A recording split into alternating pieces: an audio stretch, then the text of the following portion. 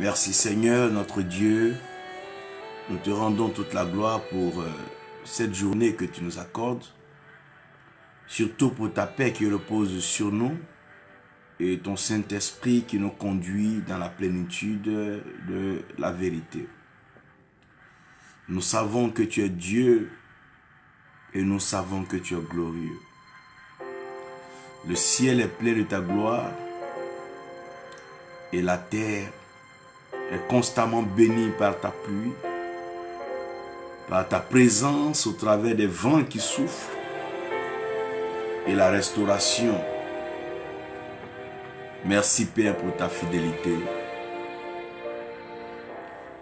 Merci pour la révélation que tu nous accordes encore en ce jour.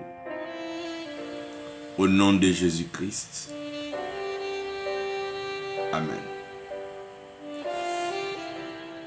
Ce midi,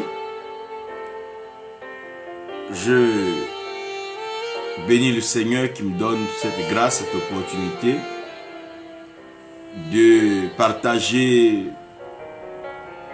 une portion d'enseignement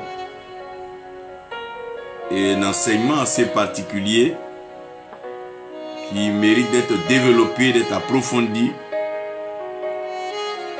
d'être étudié pour que chacun puisse en faire bon usage et l'appliquer dans le service du Seigneur. Sans oublier de vous dire que l'amour est plus fort que la mort. Sachez que l'amour est un messager. L'amour est sage et l'amour est un message. Ce qui fait que pour sonder l'amour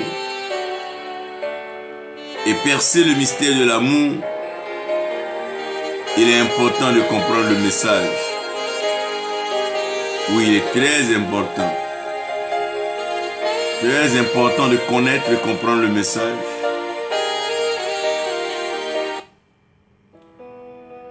Et c'est au travers du message que nous allons sentir et voir l'amour se déployer et se manifester. Vous donnons donc deux portions de l'écriture dans le livre d'Exode, Exode 3, du verset 1 au verset 14. L'Éternel Dieu qui s'est révélé à Moïse, parle à Moïse, il donne des instructions par rapport à son appel, sa mission et ce que Moïse doit faire. Dans Jean ouvre donc sa page en s'interrogeant sur le commencement. Et ce même Jean a dit que au commencement était la parole. Et Jean est tellement sûr qu'au commencement était la parole qu'il localise la parole. Il dit que la parole était avec Dieu. Et il décrit et il définit la parole. Il dit la parole est Dieu. Et il rappelle qu'elle était au commencement avec Dieu. Et elle est donc la source de tout ce qui est fait.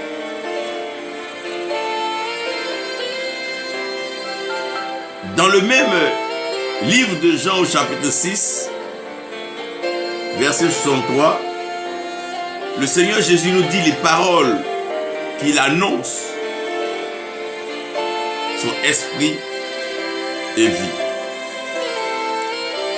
Père, tu es l'autorité spirituelle suprême. Tu règnes dans le ciel et sur la terre, tu accomplis tes œuvres. Viens par ta parole Fais-nous du bien, Seigneur. Aide-nous à comprendre ce que tu as encore pour nous aujourd'hui. Comme tu l'as toujours fait, soutiens-nous. Fais tomber donc les écailles de nos yeux. Ouvre nos oreilles afin qu'on puisse comprendre ton message. Merci, Père, au nom de Jésus-Christ. Amen. Je comprends, je sais, et je veux dire que l'homme a un grand problème avec le message. L'humanité a un problème avec le message. Et il nous est très important, dans cette génération, dans ces derniers temps surtout, de faire attention au message que nous entendons, de faire attention au message que nous écoutons, de prendre la peine d'écouter et de discerner, de prier le Seigneur par rapport au message et les messages qui sont prêchés ça et là dans les différents lieux de culte. Vous serez étonné de savoir qu'il est difficile et impossible même de parler de Dieu si Dieu ne s'est jamais révélé à toi. Il est impossible de décrire Dieu s'il ne s'est pas montré à toi. Il est encore même impossible de parler de Dieu si Dieu n'a pas parlé de lui-même. Il est faux de croire qu'on peut prêcher parce qu'on a une base un peu d'exégèse herméneutique et même que nous pouvons au travers de l'araméen, l'hébreu et le grec définir certains mots. Nous pensons alors que nous pouvons livrer le message de l'Éternel. Il est triste ici d'annoncer que tous ceux qui ont la Bible dans la main ne l'ont pas forcément dans le cœur. Tous ceux qui ont la Bible, la grosse Bible dans leurs mains et qui parcourent les quartiers, les maisons et les villes n'ont pas forcément la Bible dans leur cœur. Et comme ils n'ont pas la Bible dans leur cœur, ils essaient de lire ce qu'ils ne comprennent pas, comme l'eunuque d'Éthiopie, qui lisait et il ne comprenait pas. Ce ne sont pas tous ceux qui lisent des versets qui vous parlent de Dieu. Ce n'est pas parce que quelqu'un a lu la Bible pour commencer à parler que ce qu'il va dire vient de Dieu ou que c'est la vérité. Non. Vous devez ici comprendre que le message est plus profond et le message est encore plus sérieux que ça. La bouche parle, oui, mais c'est de l'abondance du cœur que la bouche parle. La même bouche qui parle mange. Et certains parlent pour manger. Et d'autres mangent pour parler. C'est en cela que certains, en parlant, ils s'attendent forcément à ce qu'ils mangeront.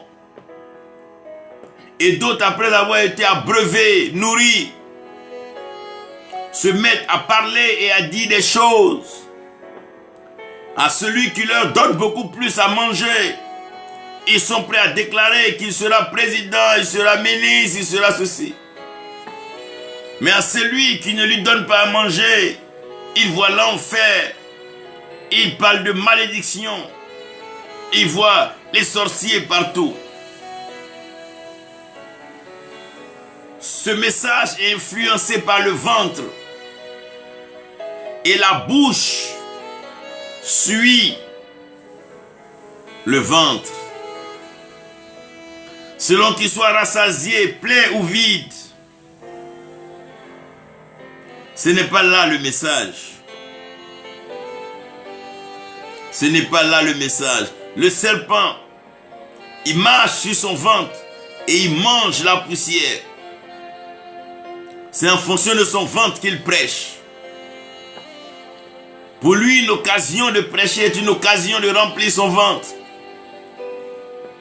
Où il faut d'abord lui donner à manger avant qu'il ne prêche.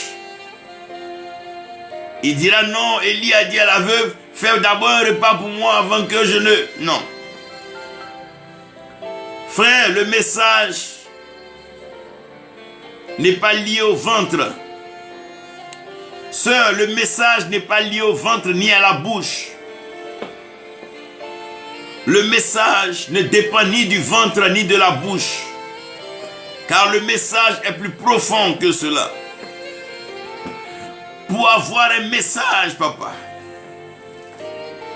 Pour avoir un message, pour comprendre un message, pour écouter un message, pour déguster un message, pour sonder un message, pour peser un message, pour évaluer un message, pour comprendre un message, il faut forcément un messager. Il faut forcément un messager. On ne parle pas parce qu'on veut manger. Et on ne mange pas pour aller parler.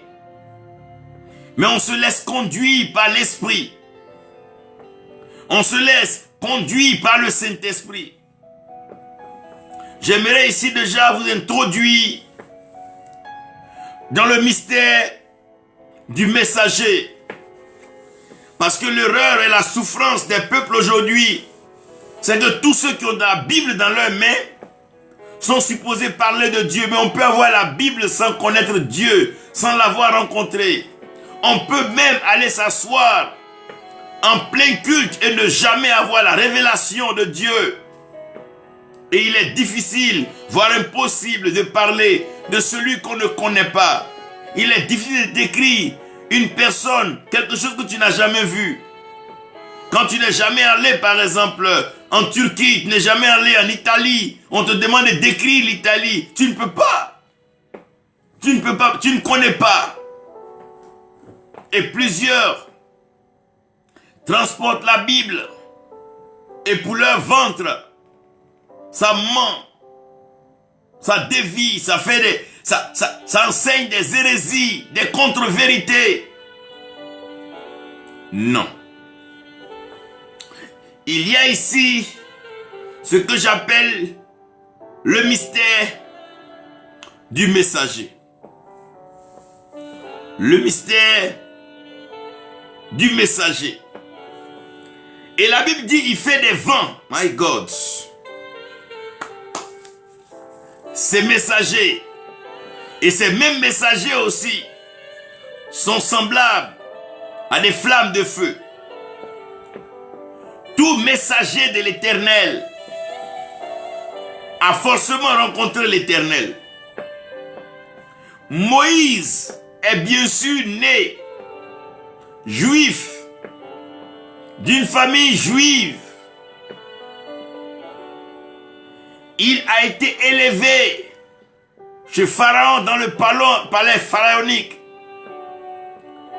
Moïse pouvait savoir qu'il avait un appel sur sa vie. Mais Moïse ne connaissait pas Dieu. Moïse n'avait jamais entendu la voix de Dieu. Moïse n'avait jamais vu Dieu. Il n'avait jamais rencontré Dieu. Donc le Moïse dont on parle, qui est ce porte-flambeau de la délivrance, par une opération majestueuse, indiscutable et même incontestable, qui a ébranlé le système d'Égypte, le système pharaonique, et qui a triomphé de façon totale sur Pharaon et son armée, en agissant par obéissance à la voix de Dieu, tendant son bâton, et la mer rouge s'ouvrit. Et Moïse passa à sec avec le peuple d'Israël. Mais ce même Moïse ne connaissait pas l'Éternel. Donc Moïse n'avait pas de message. Et Moïse n'était pas un messager de Dieu. Mais il pouvait parler de Pharaon, il pouvait parler de la magie pharaonique, il pouvait parler de l'intelligence et la connaissance d'Égypte, il pouvait parler des mythes et des mystères d'Égypte. Mais Moïse ne pouvait pas encore dire un mot sur l'Éternel, son Dieu, son Créateur, celui qui avait réservé un temps pour l'appeler.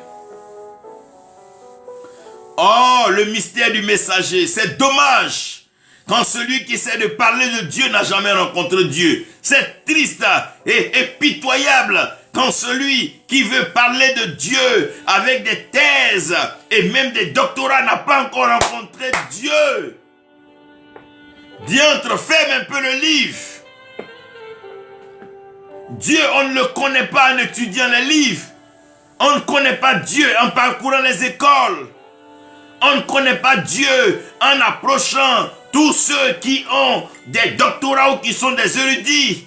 Paul a eu l'occasion de fréquenter les écoles de noblesse, les écoles reconnues, les écoles de célébrité, là où les esprits venaient se frotter.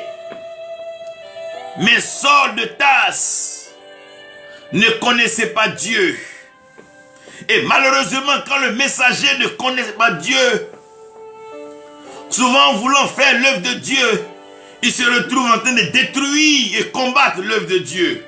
Quand tu ne connais pas Dieu, tu attribues des choses au diable à tort et à travers. Quand tu ne connais pas Dieu, tu raisonnes comme un homme et tu parles comme un homme sur les choses de l'esprit. Oh, le messager. Le messager. Quand tu ne connais pas une chose pour en parler, c'est difficile. Quand tu as grandi en ville, et on te donne un exposé sur le village, le campement, tu ne sais pas de quoi parler. Parce que tu n'as jamais été là-bas, tu ne connais pas l'ambiance, tu ne connais pas l'atmosphère, tu ne connais pas l'odeur, la chaleur, tu ne connais pas l'ambiance du village. On te parlerait de clair de lune, tu n'en diras rien parce que tu n'as pas eu l'occasion de pouvoir être bercé par les chants, les danses et les acclamations qui font plaisir et qui entonnent une louange et un amusement terrible dans le village.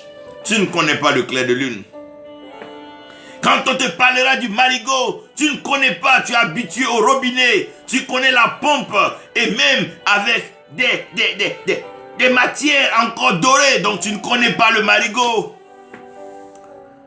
Tu n'as même pas eu l'occasion de voir un puits. Tu ne connais pas le marigot.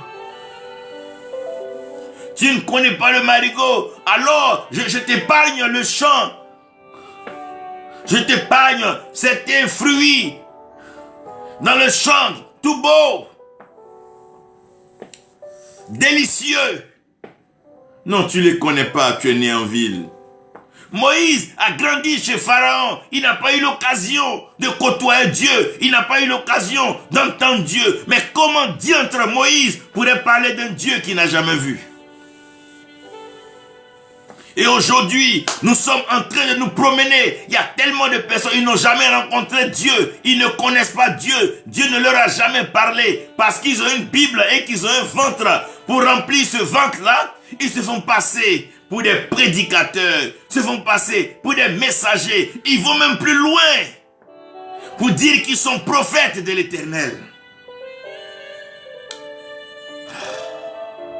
Le mystère du messager. Pour avoir attrapé un livre, s'être promené 2-3 jours dans une école, il se porte des toges avec tous les apparats et il est devenu docteur des Écritures. Il est devenu docteur de l'Écriture et à tout bout de champ, il est prêt à ouvrir des versets, déverser les versets sur les gens et leur raconter sa vie. Il y a un mystère dans tout message. Un mystère dans tout message. Le message, il est mystérieux. Dieu ne parle pas pour parler. Quand Dieu parle, c'est qu'il est temps de parler. Et quand il parle, c'est qu'il va agir.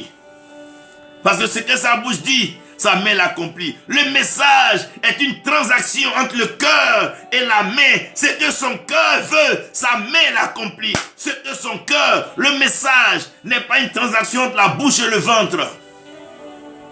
Ce n'est pas ouvrir la bouche pour remplir le ventre, mais c'est le cœur et la main. Le cœur et la main. L'amour en manifestation, l'amour en action, l'amour en démonstration, l'amour dans un processus de restauration. Le mystère du message se cache entre l'amour et la main. C'est en cela que les prophètes, les messagers, en son temps disaient, la main de Dieu fit sur moi, l'Esprit de Dieu me prit, la main de Dieu me déporta. Oh, c'est une affaire de cœur, une affaire de main. C'est plus profond, c'est plus sérieux qu'un dimanche matin. C'est plus profond, c'est plus sérieux qu'une veillée, c'est plus profond, plus sérieux que l'enseignement d'un après-midi ou d'un soir. C'est une question de rencontre. C'est un rendez-vous, il faut le rencontrer, papa. Et où le rencontrer? La Bible dit Dieu se déplace sur les ailes du vent. Il y a les messagers qui rencontrent le vent. Et des vents soufflent autour de nous. Et ces vents ne sont pas les mêmes. Chaque vent parle, chaque vent nous emporte quelque part. Les vents transportent les feuilles et la poussière. Le vent te transporte. C'est un vent qui a transporté Saul de Tarse sur le chemin de Damas. Il était conduit, il était en mouvement. Il était conduit par un vent. Quel bon vent t'amène, messager. Quel bon vent t'amène, messager. De quel vent veux-tu me parler, messager? Quel vent souffle là? Quel est le vent qui souffle, messager? C'est le vent qui les conduit. Et Jésus dit, celui qui est né de l'esprit, il est comme le vent. On ne sait pas d'où il vient, on ne sait pas où il s'en va. Ce qui est sûr et certain, on l'entend souffler.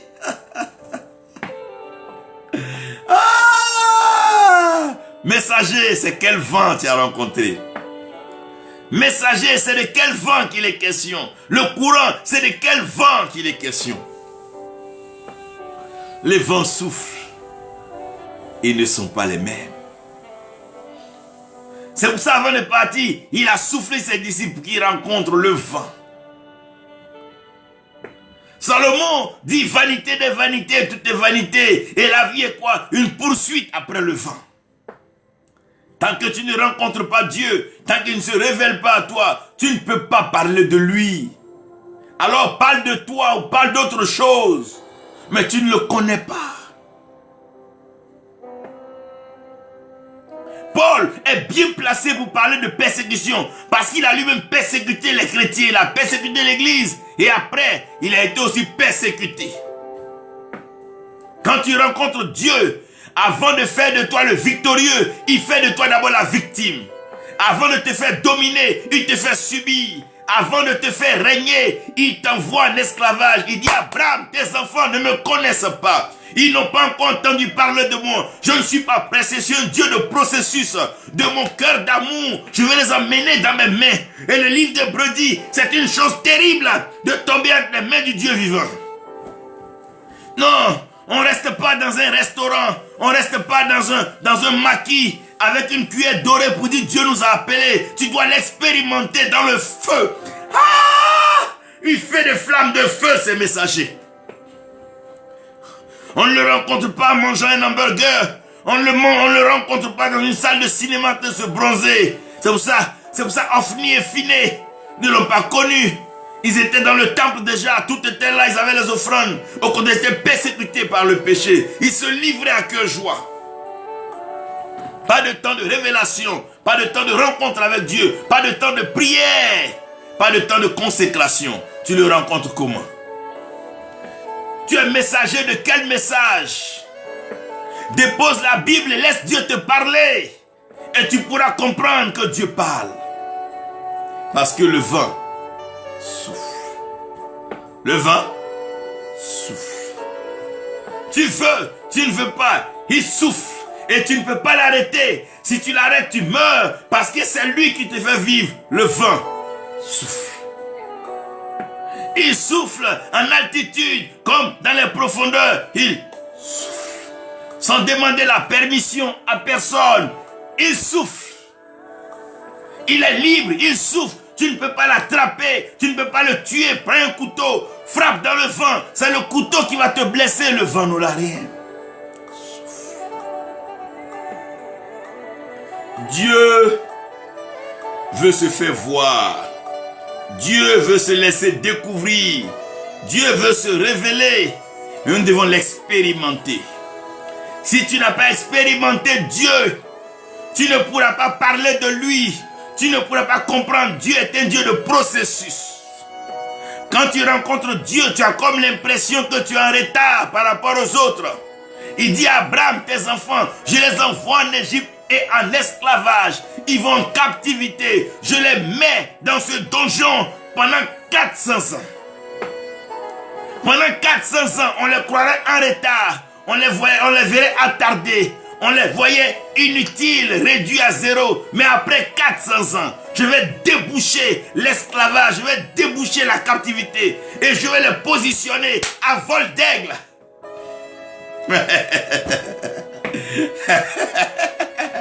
Dans la terre où coule le lait et le miel. Vous savez, quand tu marches avec Dieu, tu as comme que la prophétie te l'amène en arrière. Comme si Dieu te tire au lieu de te faire avancer. Le feu hésite un peu avant de commencer à brûler. Souvent, quand tu mets le feu comme ça va prendre. Mais dès que ça prend, papa, ça embrase tout sur son chemin. Dieu, quand Dieu veut faire de toi un messager de la prospérité, il va te faire apprendre la misère, la pauvreté, la mendicité. Tu vas connaître ça. Quand Dieu veut faire de toi un apôtre, un évangéliste pour la guérison, il va te faire passer par la maladie, des cas impossibles où les médecins te regardent. Le médecin même coule des larmes en te regardant. Il dit, petit, ton problème là même te dépasse.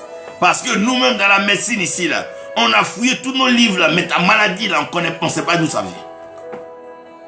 Parce que Dieu veut faire de toi un messager de la guérison. Il va t'envoyer dans la maladie. Oh, quand Dieu crée, il doit envoyer la lumière. Mais il laisse la création plonger dans un ténèbre profond, un ténèbre de paix. Les ténèbres de paix. Et il dit maintenant que la lumière soit. Et il dit maintenant que la lumière soit. Quand quelqu'un n'a pas rencontré Dieu, son message est un peu trop un message orgueilleux, est un message trop centré sur lui, parce qu'il ne connaît ni Dieu ni le Christ. Il ne connaît pas le Saint-Esprit. Il ne connaît même pas l'homme à qui il parle, parce qu'il n'a pas rencontré Dieu. Montrez-moi quelqu'un qui a parlé de Dieu sans l'avoir rencontré. Montrez-moi quelqu'un avec qui Dieu a marché sans que Dieu ne le rencontre. Montrez-moi quelqu'un que Dieu n'a pas expérimenté, éprouvé avant que Dieu ne marche avec lui. Frère, Dieu n'est pas impressionné par les miracles qu'il peut produire par toi. Il sait que c'est lui qui produit le miracle. Mais Dieu veut t'éprouver. Dieu veut t'envoyer dans les confins de la terre. Il veut t'emmener dans certains problèmes de la vie. Il va t'emmener à les résoudre. Il dit, Moïse, ce ne sont pas les miracles qui vont se passer en Égypte qui m'intéressent. Mais je veux t'expérimenter. Je veux t'éprouver ici, Moïse. Qu'est-ce que tu as? Moïse dit, voici ma main. Il dit, prends ta main. Ah, amène vers ton cœur. Dieu, c'est une affaire de cœur. C'est une affaire de main. Dieu, c'est une affaire de cœur, maman. Et c'est une affaire de main. Quelqu'un qui ne s'est pas donné, qui ne s'est pas aimé, ne peut pas servir Dieu. Arrêtez là, c'est fini là. Quelqu'un qui ne s'est pas aimé, qui ne s'est pas donné. Oh! Qu'est-ce que Dieu parle? Il dit, Moïse, prends ta main. Mets ta main sur ton cœur, mets ta main sur ta poitrine, Moïse. Moïse sort. Il voit la lèpre, il dit voilà, c'est ça l'impureté. C'est ce que je vais excommunier et mettre en dehors du camp pour purifier. Quand quelqu'un est comme ça là, on le met en dehors du camp. Ça c'est au commencement, où l'homme était encore pécheur. Il dit reprends cette main là encore. Remets là-bas dans ta poitrine, le même lieu. Ah, et la main de Moïse ressort toute pure. Dieu est dans le processus de purification. Il veut te transformer. Il veut changer ta nature. Il veut te faire passer du mauvais que tu étais au meilleur. Il veut te faire passer des ténèbres à la lumière. Dieu veut te transformer. On ne rencontre pas Dieu pour rester la même personne. Quand on rencontre Dieu, on est transformé. Quand on rencontre Dieu, notre vie change. Quand on rencontre Dieu, notre raisonnement, notre pensée change. Parce que notre cœur n'est plus le cœur de pierre, mais nous avons un cœur de chair sur lequel il répand son esprit. Il répand son esprit. C'est une affaire de cœur, c'est une affaire de main. Pour comprendre Dieu, il faut connaître le cœur de Dieu. Il dit David est l'homme selon son cœur. C'est une affaire de cœur. Et c'est une affaire de main. Il dit Moïse, qu'as-tu entre les mains? Maintenant qu'on a réglé le problème du cœur, ton cœur doit être pur. Il dit garde ton cœur pur plus que toute chose. Car de ton cœur, oh, jaillira les sources de la vie. Maintenant qu'on a réglé le problème de ton cœur, allons voir ce que tu as dans ta main. Il dit j'ai un bâton. Il dit jette. Et tu peux jeter ton bâton. Et tu peux jeter ton gagne-pain. Tu peux jeter ton activité pour Dieu. Est-ce que tu peux jeter?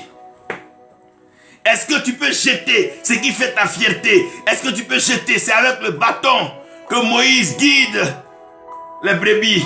Il jette ce bâton.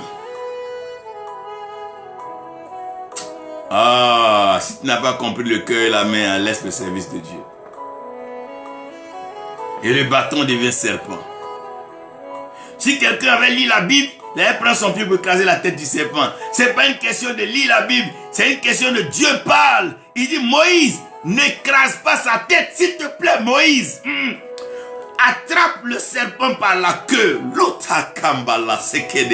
Alors que dans Genèse, il dit le fils de la femme va écraser la tête du serpent. Moïse n'est-il pas né d'une femme si sa mère s'appelle Jochebed? Mais il dit Moïse, ne t'amuse pas avec la tête du serpent. Je suis en train de te prouver. Prends-le par la queue. Mais tout ça n'aurait pas eu lieu s'il n'y avait pas le buisson ardent, les flammes de feu. Il y a un feu qui t'allume, un feu qui t'embrase, un feu qui te pique, un feu qui te conduit. Quand tu es appelé par Dieu, il y a un feu qui t'embrouille, un feu qui te dérange, un problème dont tu ne peux pas t'en dérober. Moïse, il voit le buisson. Quand il t'appelle, il y a un feu. Il dit, je suis venu allumer un feu sur la terre. Et ce feu se promène. C'est ce feu qui appelle. C'est ce feu qui éprouve. C'est ce feu aussi qui approuve. Il grave sa parole sur des tables par le feu. Il y a un feu qui appelle tout serviteur de Dieu. Il y a une marque. C'est le feu qui fait ressortir l'odeur du sacrifice. Quand tu t'offres à Dieu, c'est sur ce même feu qui va te braiser. C'est ce même feu qui va te cuisiner. Il va te cuisiner. Parce qu'il veut sortir tout ce qui est charnel, tout ce qui est humain de toi pour positionner le règne en toi. Pour que tu comprennes la divinité, la spiritualité et l'esprit. Oh, flamme de feu.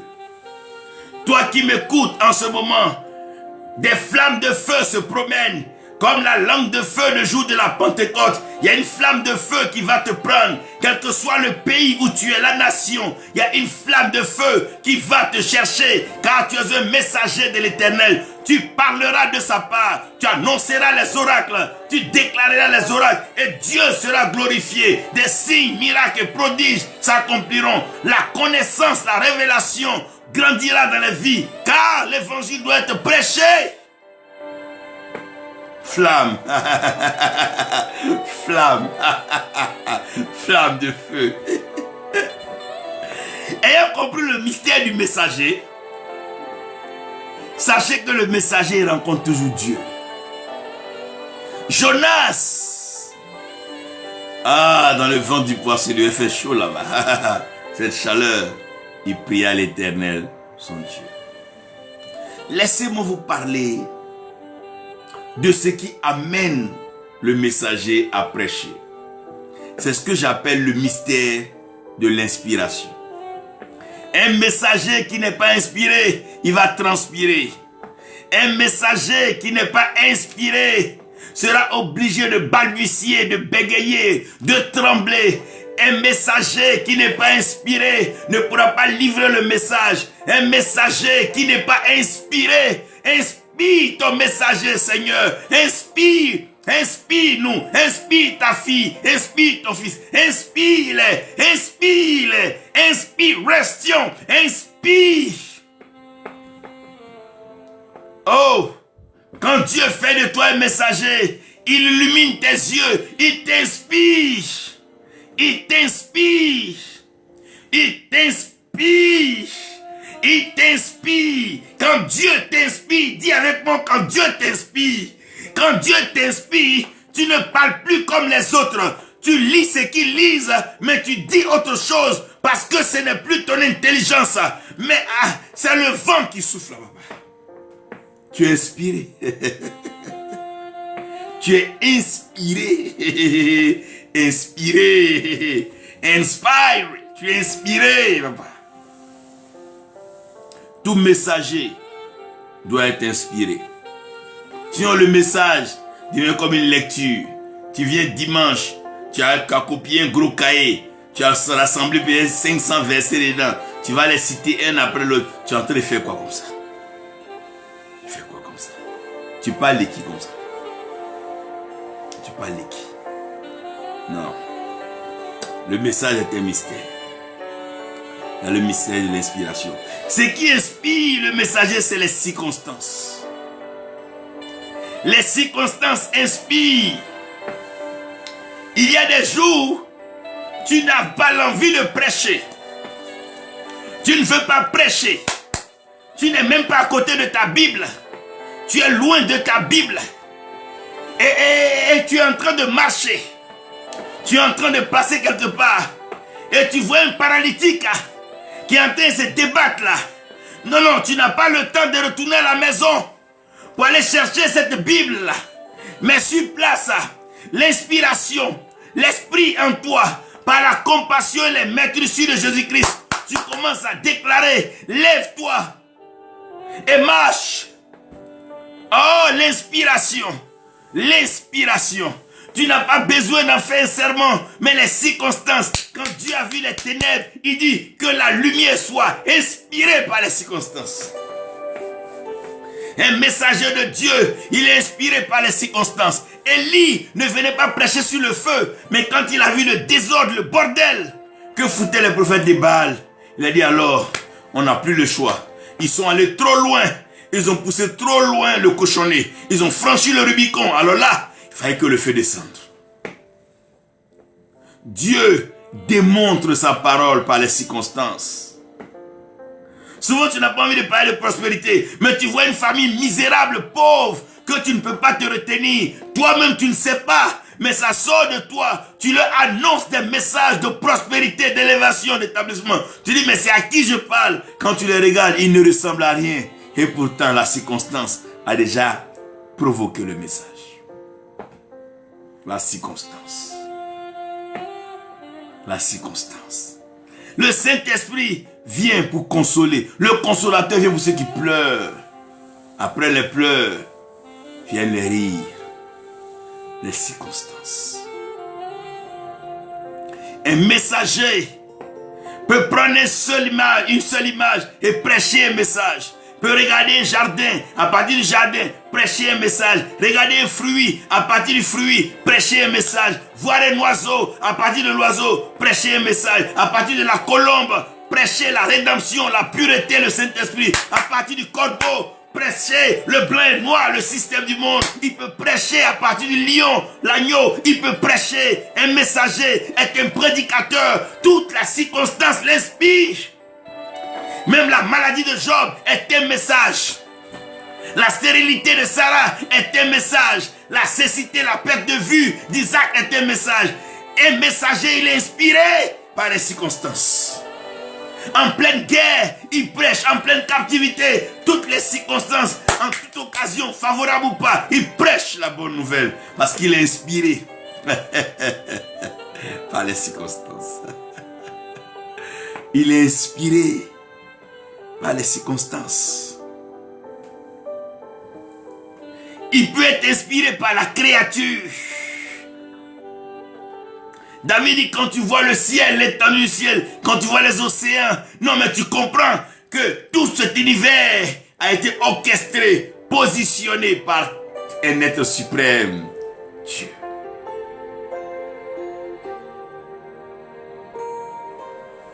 Dieu Tout-Puissant, que mon être considère. Comment je peux imaginer que quelqu'un puisse étendre l'océan aussi vaste à perte de vue? Qui est-il si ce n'est l'Éternel? La créature. La créature. Quand Salomon voit la femme sounamite, il commence à parler, il commence à parler des cantiques. Oh! La créature. Ah, la créature inspire. La créature inspire très souvent des poésies. Quand tu regardes les yeux de ta femme, la poésie commence. Tu parles seul, tu bavardes seul. Il y a des jours, tu ne sais pas, tu veux arrêter de prêcher, mais tu ne fais que prêcher. Tu veux arrêter de pleurer, tu ne fais que pleurer. À cause de la créature que tu as vue.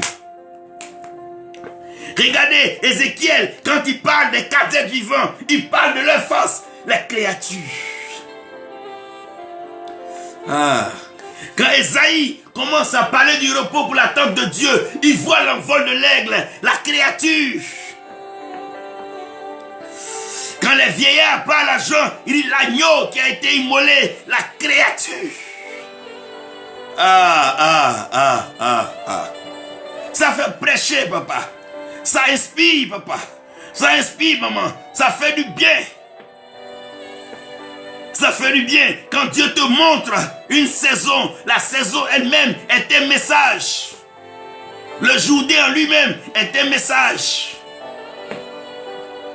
Prêche, prédicateur, annonce, messager, parle, tu es inspiré. Ne sois jamais à court d'inspiration. Laisse-le t'inspirer. Il t'inspire par la création. Il dit, Jérémie, viens me voir dans la maison du potier et tu comprendras que je n'ai pas encore fini avec l'humanité. Je suis en train de concevoir, penser, planifier. J'ai une maquette encore plus belle, la perfection. L'amour est le lien de la perfection. Mon cœur est pour l'humanité. Je rendrai l'homme pur, saint, parfait. Et je vais le glorifier. Et Jérémie dit, j'ai vu l'argile dans les mains du potier. Et j'ai compris qu'il y avait une œuvre en progrès. Dieu progresse toujours. Il avance chaque jour. Chaque jour, il avance. Le monde croit te faire régresser. Non. Dieu avance. Dieu avance. Comme le vent. Toujours. Le Créateur inspire. Quand tu vois des compositions, des mélodies, des gens qui ont prêché, qui ont parlé, qui ont chanté, quand tu écoutes, tu dis, mais ça vient de ça vient d'où? Quand tu écoutes Esaïe, quand tu dégustes Esaïe, tu dis, mais wouh! Quand tu dégustes Daniel, tu dis, waouh! Quand tu t'amuses à aller prendre les psaumes, tu dis, dans les proverbes, alors tu dis, oh, mais Koumio, parce que c'est terrible, c'est terrible. Le Créateur inspire. Que Dieu t'inspire, mon frère. Que Dieu t'inspire, ma soeur. Ne sois pas religieux, laisse Dieu t'inspirer. Et tous ceux qui sont messagers ont une motivation. La première motivation du message, c'est son cœur. C'est de l'abondance du cœur que la bouche parle. Quand tu as un cœur pour Dieu, tu as un cœur pour Jésus, un cœur pour le Saint-Esprit. Quand tu as un cœur pour les âmes égarées, quand tu as un cœur pour les âmes affligées, quand tu as un cœur pour ceux qui sont appauvris, tu prêches l'évangile. Tu prêches ton âme, tu prêches ton être, tu te déverses tout. Ça vient de ton cœur. Maman, ça vient de ton cœur, papa. Ça vient de ton cœur. Dieu, il vient de ton cœur. Jésus qui dit, je suis à la porte de ton cœur et je frappe. Ta motivation doit être ton cœur. Toi, ta motivation doit être ton cœur. Mais il y a d'autres, leur motivation, c'est le gain. Ils prêchent pour ce qu'ils vont gagner. Quel pouvoir ils auront, quel argent ils auront et quel sexe ils vont se donner. Ils prêchent parce qu'ils veulent le pouvoir, l'argent et le plaisir du sexe. Ophni et Phiné prenaient l'argent du temple et ils s'en donnaient à une forme de pornographie dans le temple.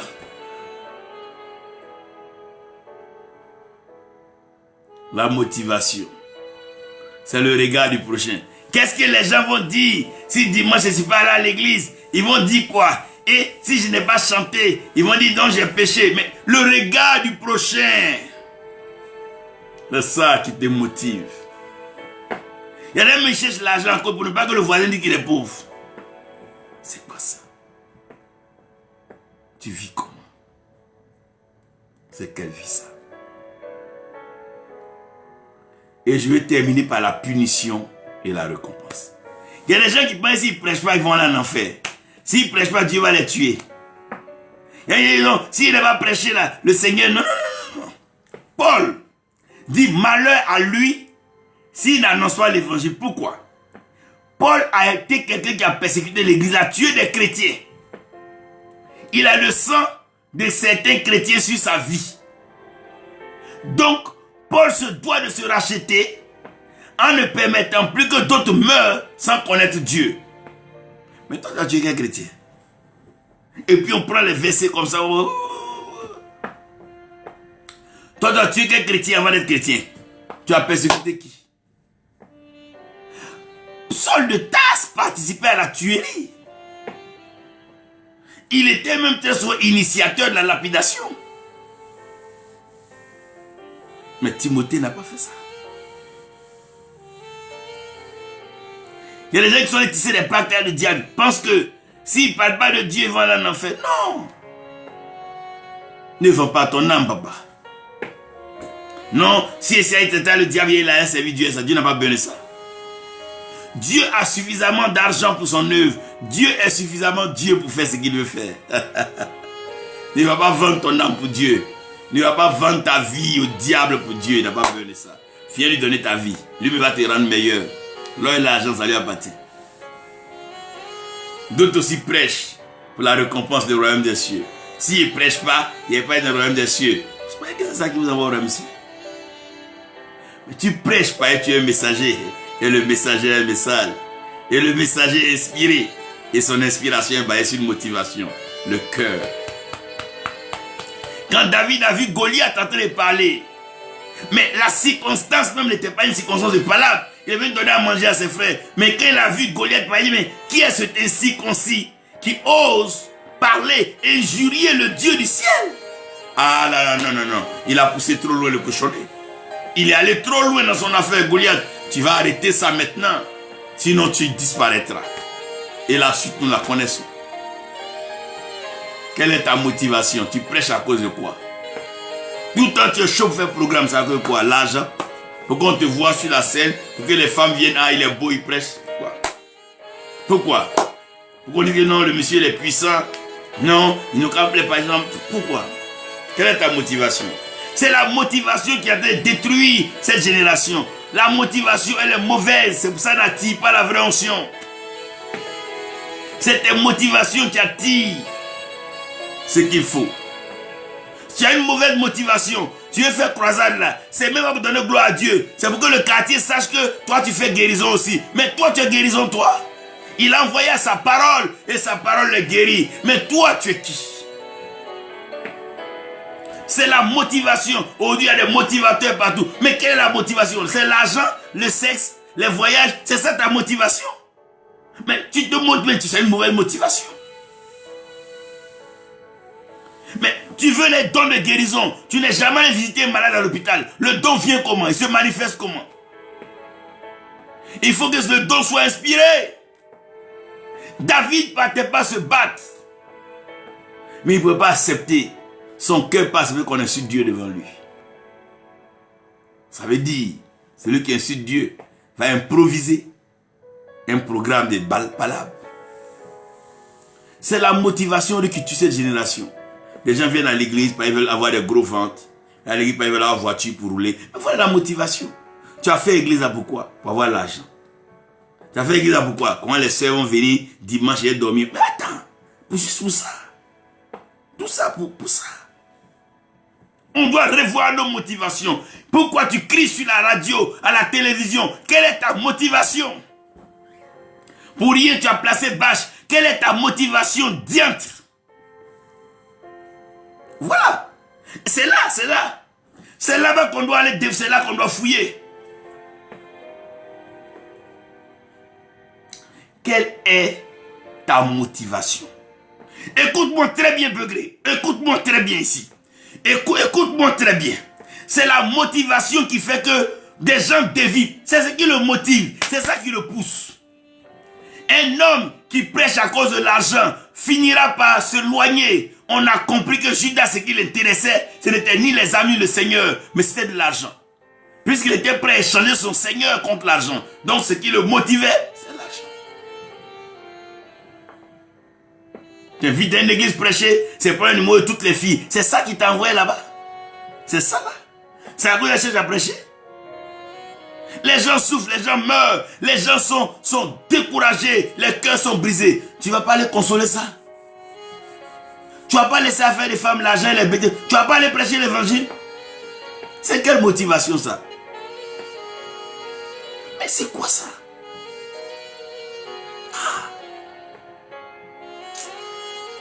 Oh, Adam, dans le jardin, là, vous n'avez pas cherché à connaître Dieu. Ces fruits, vous allez manger. Celui que vous envoyez dans le jardin, vous ne cherchez pas à le connaître. Hein. Ces fruits, vous allez manger. Oh! Votre problème aussi, oh! Mais quand vous achetez dans du jardin, vous allez manger combien de fruits après? Les motivations. Il y en a qui font programme, font église juste pour avoir l'argent, aller s'habiller à la Sokosé, font manger, prendre photo, merci Internet. À cause de ça. À cause de ça. Ils sont fraudés. La motivation. Il y en a qui cherchent l'argent juste parce qu'ils ont peur d'être pauvres. C'est pas comme ça.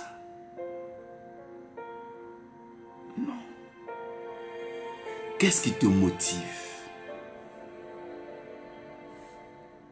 Une vie doit être motivée par l'essentiel.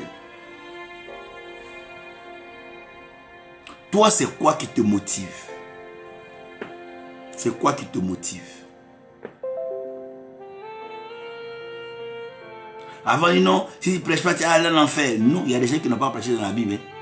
Les Tabitha et autres là. Non, non, non. Les Enoch même n'ont pas prêché. Abraham même là, est-ce qu'il prêchait? Arrêtons de jouer avec le message. Quand tu n'es pas un messager, tais-toi. Laisse les messagers parler. Ce n'est pas tout le monde qui prend la parole à un rassemblement. Il faut qu'on revoie nos motivations. Pourquoi tu te dis que tu es évangéliste? Pourquoi toi tu dis que tu es prophète là? Faut ta motivation. Pourquoi tu dis que toi tu es major ou bien toi tu es archevêque? Quelle est la motivation? Quand tu prends ce titre là, tu penses à quoi? C'est quoi qui te motive? Quand tu mets les gars du corps, c'est quelle est la motivation? Tu veux faire quoi? Tu veux montrer quoi? Dis-nous, on va t'aider. Zaché, tu es monté sur l'arbre là, c'est pourquoi? C'est pour parler de temps et moi non. Descends, on va aller manger. Zaché, si Zaché avait su, il ne se serait pas fatigué, se blesser pour monter sur Sycomore là. Il allait carrément attendre ici pour aller à lui. Pourquoi les hommes de petite taille sont complexés comme ça? C'est le complexe. Il veut porter les gros habits de prophète. Quand on dit les prophètes, il va faire... On dit, quelle est cette mystification diabolique?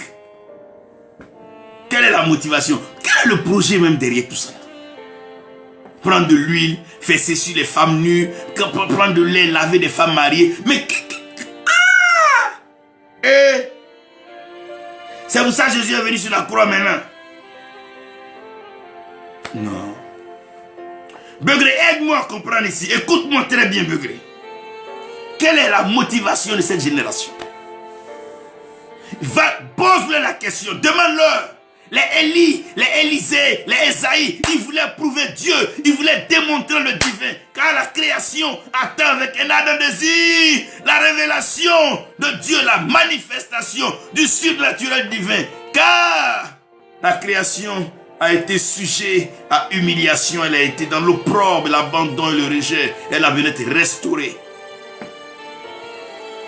Comme l'eau qui était devenue amère, qui donnait la mort. L'eau ne voulait pas donner la mort, mais à cause des situations et des circonstances, il a fallu alors qu'Élisée parte à saigner les sources avec le sel. C'est de ça qu'il est question. Quelle est ta motivation?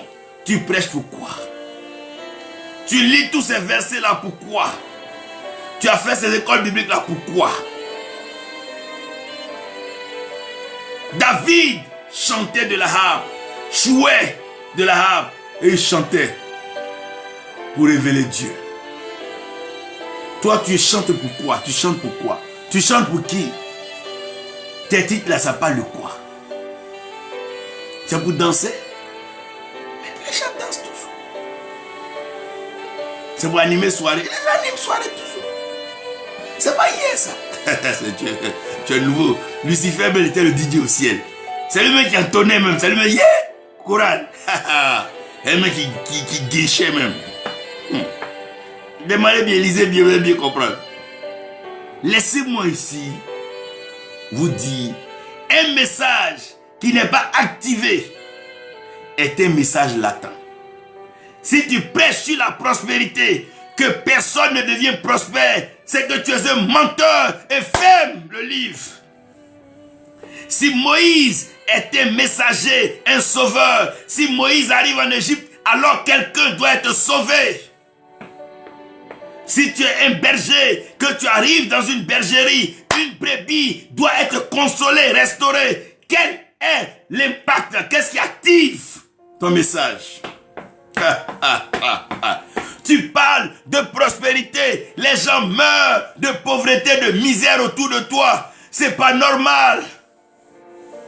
Tu parles des grands réseaux, les gens sont malheureux. C'est toi seul qui voyage autour de, mais c'est quelle vie ça? Tu parles de percer, personne ne perce, les gens sont bloqués. Un message qui n'est pas activé n'aura aucun effet. Parce que je dis, les paroles que je vous annonce sont esprit et vie. Donc la parole active son esprit. C'est l'esprit qui active la parole. Il y avait de l'eau, mais un ange qui était vent devait venir et agiter l'eau. Quand l'eau n'est pas agitée, tu tombes dedans, c'est zéro. C'est pour ça que dimanche tu acclames, tu tombes, mais le dimanche soir, tu es triste, tu es malheureux. Tu regrettes même d'avoir donné ton argent, d'avoir été là-bas. Pourquoi? Parce que c'est pas activé. Ça a besoin d'activation. Quelqu'un doit activer ta vie. Un messager doit activer ton âme. Il doit activer quelque chose, doit activer ta vie. Oh my God! Va activer. Il dit Lazare sort, il a activé la fonction vitale de Lazare qui était dans la tombe. Il a activé la fonction vitale et Lazare s'est levé, a commencé à marcher. Il a activé. Il ne parle pas de résurrection dans la bouche. Il active. Ce que sa bouche dit, sa main l'accomplit. Quand il parle, il fait. Quand il fait, on voit. Parce qu'il est Dieu, papa. Parce qu'il est Dieu, maman. Il est Dieu. Il veille sur sa parole pour l'accomplir. Il dit, Moïse, vas-y, dis à Pharaon de laisser le peuple sortir. Moïse dit, mais attends. Ils vont me demander qui m'a envoyé. Il dit, dis-leur que je suis. Que ma parole ne reste pas comme ça. Elle est toujours activée. Ma parole s'active toujours.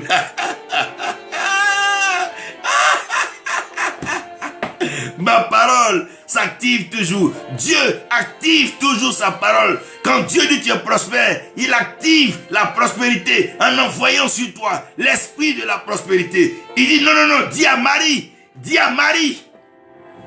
Il dit Gabriel, écoute-moi Gabriel. Gabriel, sois calme. Dis à cette vierge-là qu'elle enfantera. Dis-lui, hein, dis-lui. Et à elle de demander comment ça se fait. Gabriel dit, la puissance du Très-Haut va activer la parole. Regarde, le Dieu d'en haut, le Dieu créateur, le Dieu de nos pères, le Dieu d'Abraham, Isaac, Jacob, le Dieu de nos ancêtres, le Dieu l'éternel, il active sa parole. Il active sa parole. Quand Dieu parle, il active sa parole. Parce que sa parole est esprit avant de vivre. C'est l'esprit qui manquait. Après que Jésus soit venu nous donner la parole, il dit, il est avantageux pour vous que je m'en aille. Car si je m'en vais, je plaiderai, je négocierai avec le Père, afin que la promesse, afin que l'esprit vienne. Et l'esprit va venir activer la vérité que vous a donné la parole. Activer. Comme la fournaise qui est chauffée, il va activer la parole. Mais dans l'activation, malheureusement, plusieurs cèdent dans la manipulation. Et mais on fait des montages de miracles. Ils vont prendre des gens qui vont faire des faux témoins. Ne n'aide pas Dieu, papa. Tu ne peux pas activer la parole de Dieu, tu es trop jeune. Tu ne peux pas comprendre le proverbe des vieillards, tu es trop enfant. Le vieux latin, tu ne peux pas comprendre, c'est vieux. C'est un langage de vieux. Le miracle est un langage de vieux. Le miracle n'a pas commencé hier, les prodiges, les signes. C'est un langage de vieux. Tu es trop jeune, tu es arrivé trop tard dans un monde trop vieux. Ne manipule pas les choses de Dieu. Arrête la manipulation. Arrête de manipuler, faire des montages, montrer à la télévision, il fait des miracles. Arrête cela. Tu ne peux pas aider Dieu et puis tu ne t'aides pas toi-même. Parce que tu sais dans ta conscience que c'est faux. Et ton cœur est triste. Parce que tu es un menteur, un tricheur, un faux, un filou, un voleur et un escroc. Arrête. Tu n'as pas besoin de manipulation. C'est pas tes mains. Non.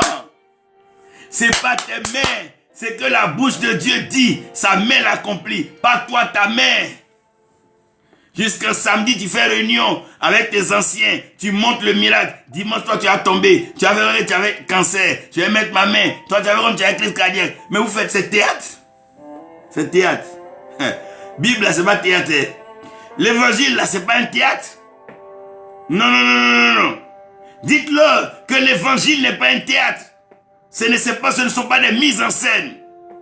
Ce n'est pas une chorégraphie. C'est une question de vie. La parole. L'esprit. Et vie. La manipulation. Aujourd'hui, tout se manipule dans l'église. Tu viens à l'argent. Tu manipules même le soi-disant berger. Tu manipules les sœurs. Tu les manipules, démon, tu rends responsable. Parce que tu as l'argent. Tu manipules les gens. Tu manipules. Avec ta grosse tête. Tu manipules. Menteur, langue de menteur.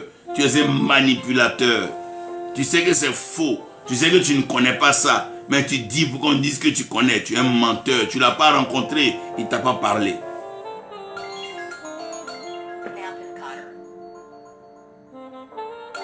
Tu ne l'as pas rencontré. Pas du tout. Dans l'activation, il y a trois choses importantes. La manifestation. Quand Dieu vient sur toi, il manifeste sa grâce. Après la manifestation, il produit la transformation. Il te prend du commencement et t'envoie à la fin. Toi qui n'étais rien, qui ne savais pas faire grand chose, quand Dieu active sa grâce en toi, il te transforme. Et quand il te transforme, tu deviens une nouvelle création. Paul dit, lorsqu'une personne est en Christ, oh mon Dieu, elle devient une nouvelle création. Parce qu'elle a été transformée. Elle a vu la maison de Dieu. Les choses anciennes sont passées. Dieu active son message. L'Éternel active son message. Quand Dieu dit, ces prisonniers seront libres, ça veut dire qu'il va ébranler les fondements de la prison. Quand il dit vous allez rentrer à Jéricho, c'est que les murailles de Jéricho vont tomber. L'Éternel active toujours sa parole. Le mystère du message repose sur le messager. Et le messager s'appuie sur l'inspiration. Et son inspiration se fonde sur sa motivation. Et c'est dans sa motivation qu'il connaît maintenant l'activation. Que le Seigneur active ce message dans ta vie.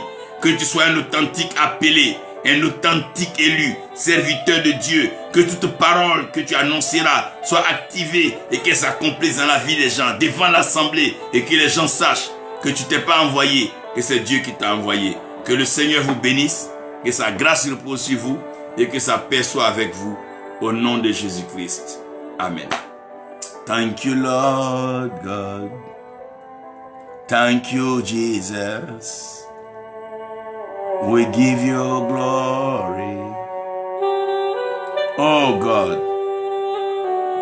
Thank you, Lord. Oh.